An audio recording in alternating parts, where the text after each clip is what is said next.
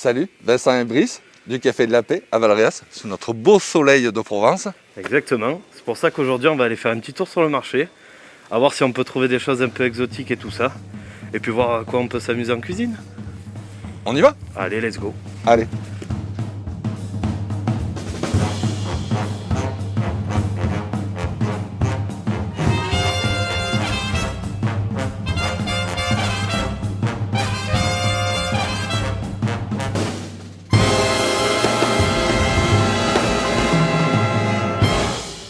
On a vu la semaine dernière en passant une belle boutique, franchement quelque chose de super sympa. On a besoin aujourd'hui un peu d'exotisme, donc du coup on va aller voir Saïd et Alma. Ça va toi? Et toi? Ça va, merci. Tu as réussi à nous préparer un petit peu ce qu'on t'avait vu la semaine passée? Oui. Et puis après si tu as deux trois autres petites choses, franchement... Je t'ai fait une petite surprise. Ouais. Ça sera emballé dans une boîte, donc tu verras toi-même. D'accord, nickel. Donc je t'ai préparé aussi tes deux coulis de fruits. Alors voilà les coulis. Celui-là c'est le grenade framboise, coulis de mangue. Parfait. Donc ils ont été préparés hier, ils sont tout frais. Et voilà la boîte pour les desserts. Merci à toi, vraiment. Impeccable. On va aller s'amuser avec tout ça. À bientôt. Sur le marché, délices de Provence, forcément les copains, ça cuisine aussi, donc il faut nous soutenir. Quand on a dit que c'était le rendez-vous des chefs sur le marché à Valréas, hein, la maison d'Anvers, un copain aussi, voilà. Bizarrement, on va chez les mêmes, hein, donc que de belles choses aussi à Valréas. Ouais, poissonnerie, ici les légumes, tous les bons produits de région. On voit un peu de couleur là, tu vois, histoire que ça crée du peps. Qu'est-ce que tu penses toi? Bah, tu vois, il y a des poivrons colorés, sinon j'ai vu il y a des navets roses. Des pommes suédoises? Ouais, allez, Ouais. on fait ça, c'est bien ça. C'est le mieux. Ouais. Regarde, une mini pomme, comme ça, là ça va faire. Faire ça pour le dessert, ou pour l'entrée, Ah, bébé, pour le tartare. ça marche. Merci encore. Les gars, amusez-vous bien. Wow. Là, on a besoin d'une viande. On va aller chez un de nos bouchers valréasiens qui, on sait, lui, s'amuse à faire maturer et affiner des viandes. Donc, on va aller voir Zach. Et bonjour. Regardez-moi ça. C'est beau. Il y a du foie. Salut mon Zach. Salut. Tu vas bien? On a besoin, on a envie surtout de faire de la côte de bœuf. Je pense que j'ai ce qu'il te faut. Ah, vas-y. 6 semaines de maturation. Si tu peux nous en tailler une vraiment très très épaisse, ce serait magnifique. Waouh. En Mais- te remerciant. Merci à toi, Merci, vraiment. bien. Merci, on va s'amuser. Plaisir. Salut les copains. On a vu en passant que tu avais rentré des super dorades. Ouais, super dorade. Du coup, ça nous a donné des idées, on a déjà tout acheté, donc me dis pas que celles-ci elles sont réservées. J'en ai plus. On a écaillé, maintenant on va faire les filets. Donc les filets c'est simple, hein. On va attaquer comme ça pour suivre la tête. On va donner un coup de couteau comme ça. Et là, on va suivre l'arête.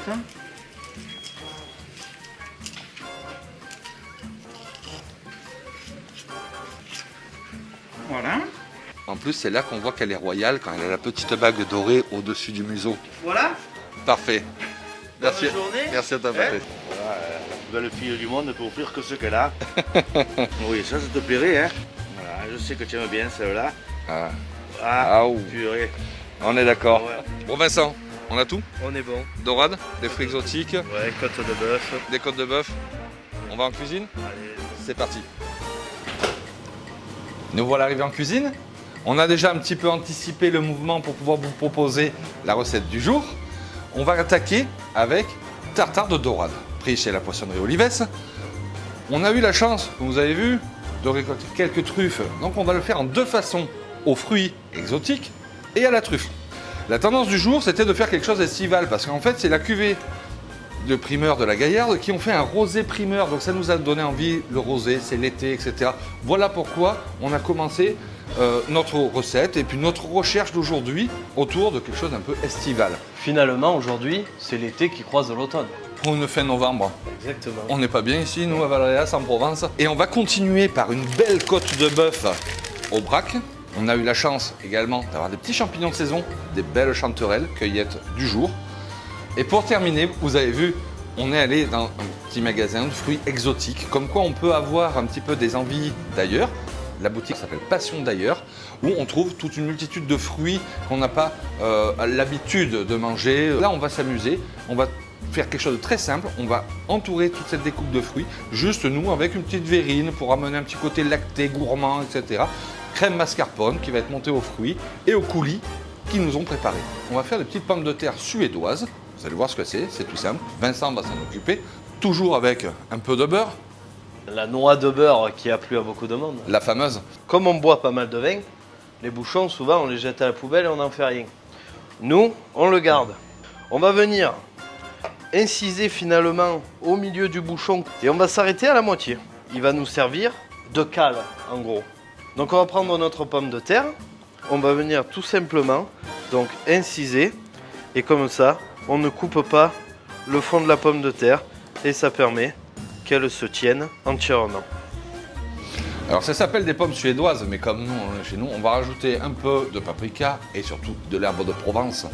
Donc là, toutes nos pommes suédoises sont taillées. Donc on va venir prendre de l'huile d'olive. D'oignons. Oui, voilà. Donc on va venir entièrement la napper d'huile d'olive. Ensuite, on va venir prendre de la fleur de sel, du poivre, du paprika et herbe de Provence. Assaisonnement.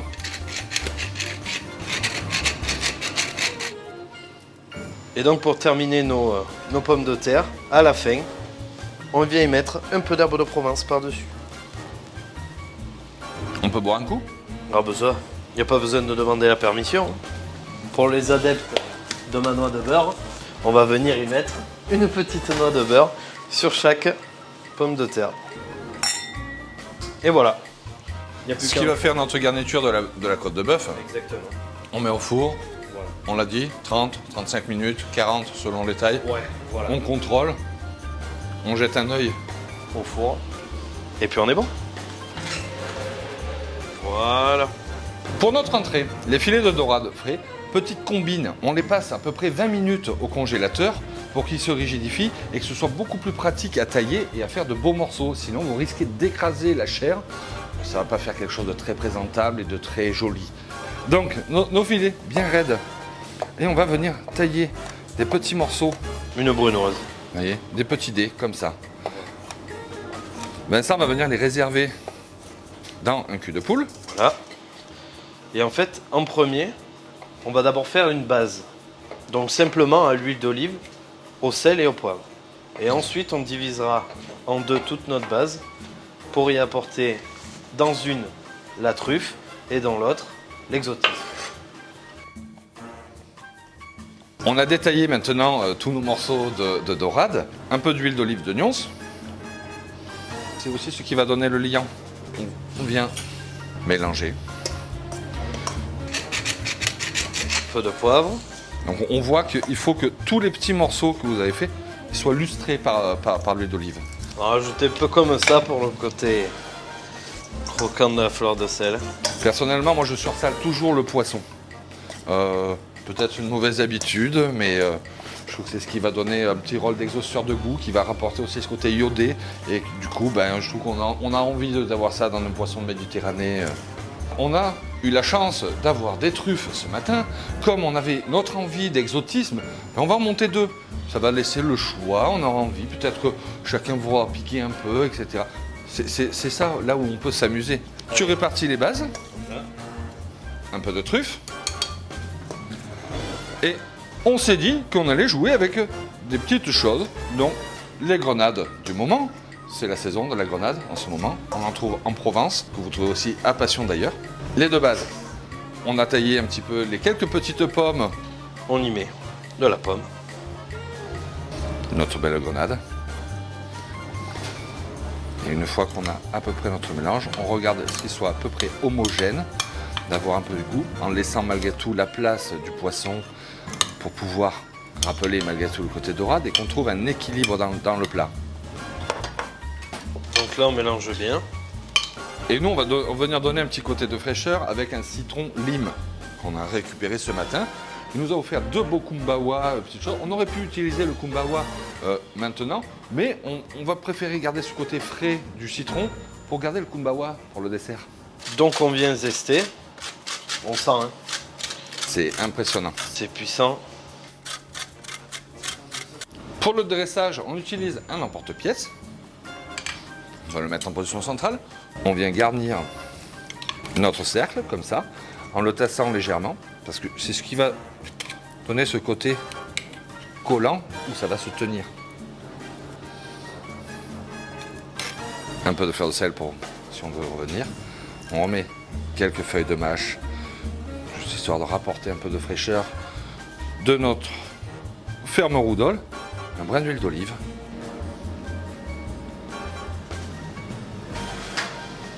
Deuxième variante de notre recette, du coup, à la truffe. On va venir râper généreusement avec des beaux copeaux de truffes. Les belles truffes de Monsieur Jacques Dessis. On vient remettre de l'huile d'olive. C'est bien marbré, c'est bien marqué en truffe. Je vais te laisser dresser pendant ce temps-là.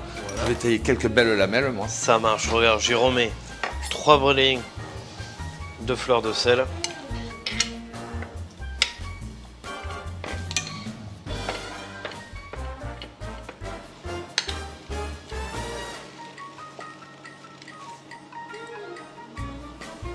Quelques allumettes de truffe. Toujours un peu de fleur de sel. Et on vient rappeler la belle marbrure de ces champignons sur le côté. Et on vient toujours colorer avec 3 feuilles. Vous terminez l'assaisonnement avec un petit trait d'huile d'olive. Et j'en ai gardé une belle. Voilà.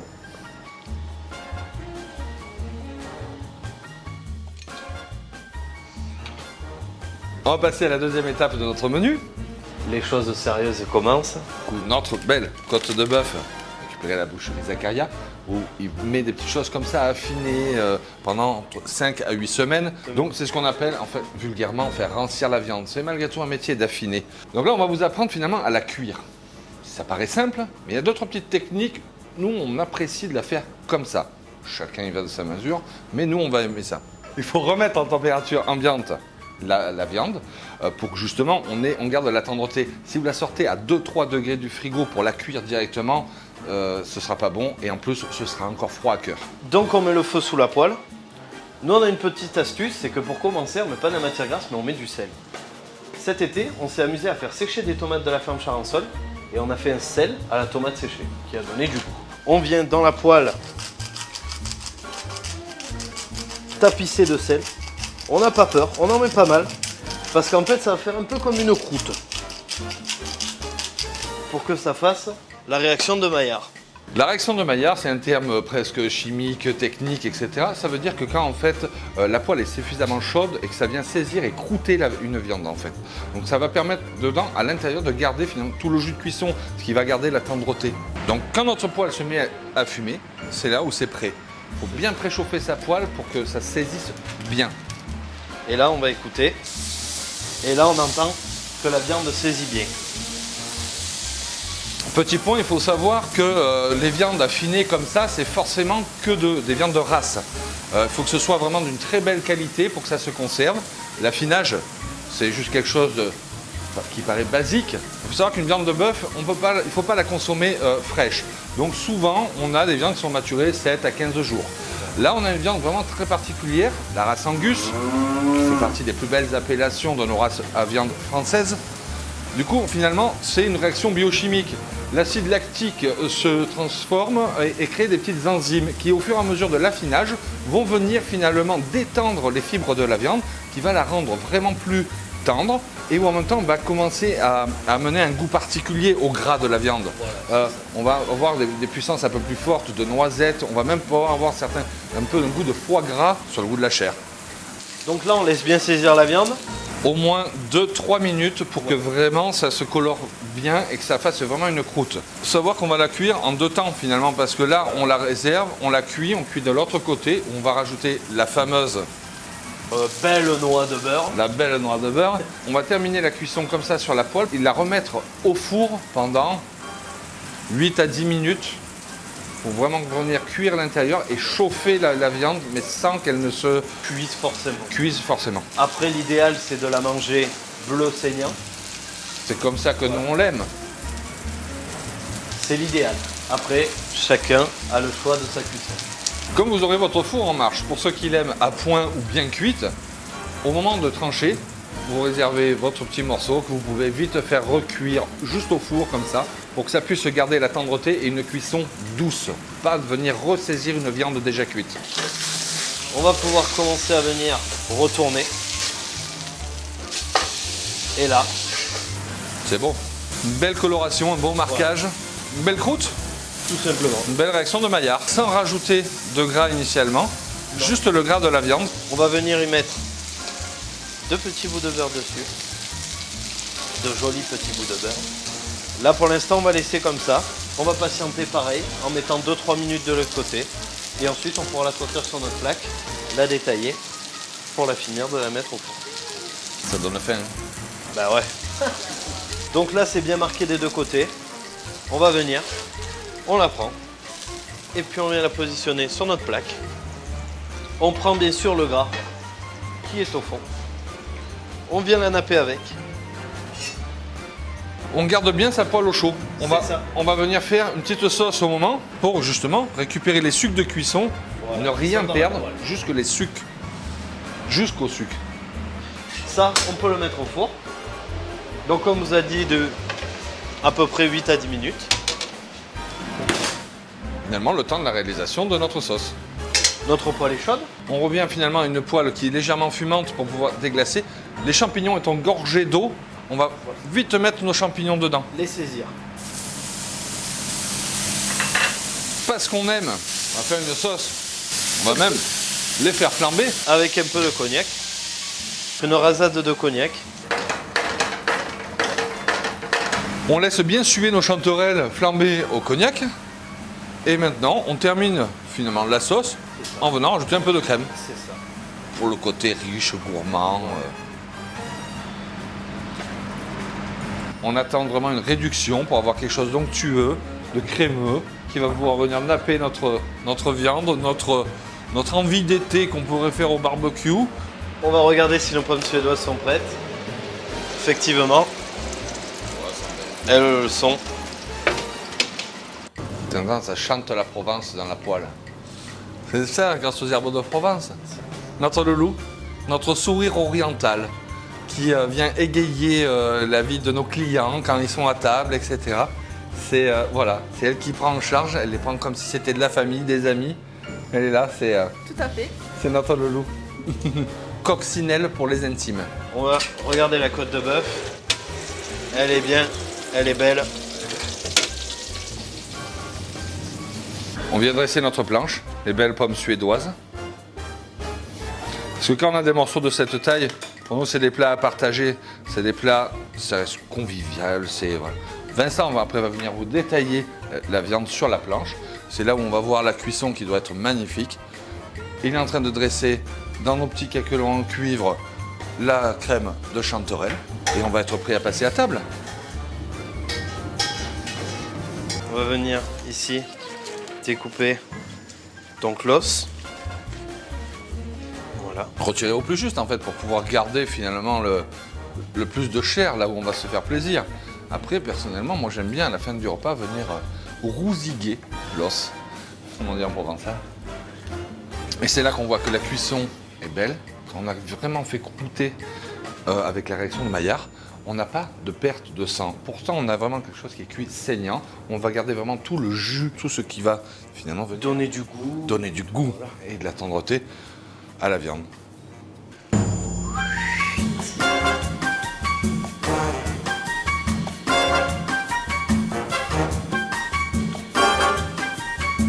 On termine le dessert.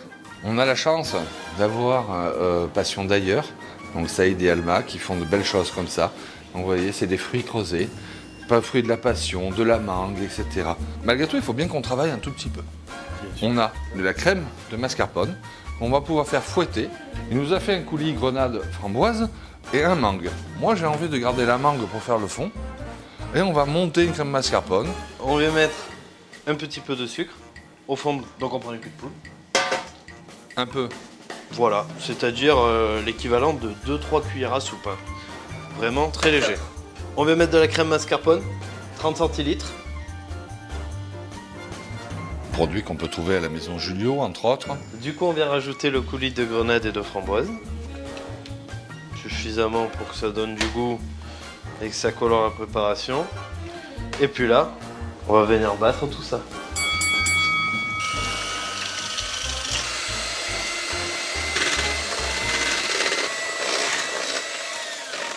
Là, on est arrivé à une mousse qui se tient. Pour pouvoir voir l'onctuosité, on voit, si on prend sur sa cuillère et que ça reste accroché, on est bon. On vient juste remettre un petit peu de mangue comme ça au fond. Un bon centimètre, je pense. On va venir rajouter ce côté finalement un peu crémeux, finalement le côté gourmand. Hein. On va venir mettre notre crème mascarpone.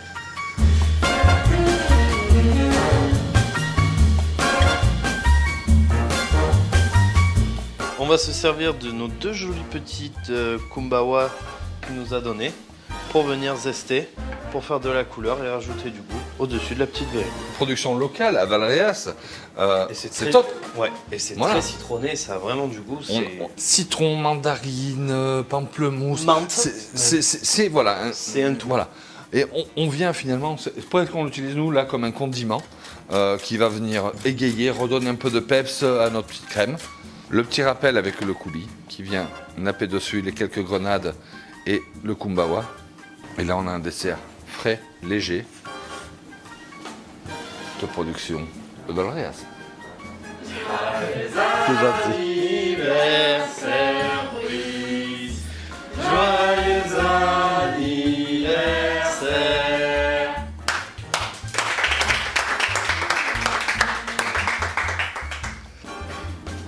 Bon, vous voyez, on a été ravis en fait de pouvoir, par rapport à ce qu'on fait habituellement, de mettre à l'honneur des gens qui œuvrent, notre belle ville, bouchers, artisans, locaux, des fruits, que ce soit de la passion, que ce soit la passion, je pense qu'on l'a tous ici. On vous aime, on se dit à très bientôt quand on pourra rouvrir les restaurants. On est dans l'attente de ça. On va maintenant vous proposer des petites ventes emportées pour Noël, des choses comme ça. On va s'amuser. Je voudrais faire un grand merci à Xavier, Julie, Marie, on a Timothée qui est derrière. Surtout portez-vous bien. On se dit à bientôt. La bise.